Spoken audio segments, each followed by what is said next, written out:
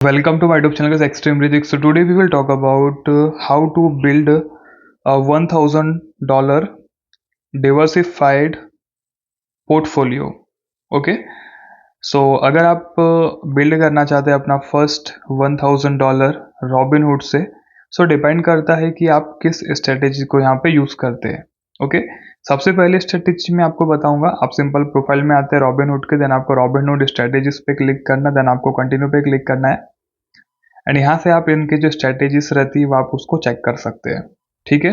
अब सेकंड तरीका, अगर आपको हमारी स्ट्रेटेजी से $1,000 बिल्ड करना है तो आप सिंपल हमारे यूट्यूब चैनल के प्लेलिस्ट पे क्लिक करेंगे और यहाँ पे आपको एक प्लेलिस्ट मिलेगी जिसका नाम है फॉरेक्स मार्केट सीरीज.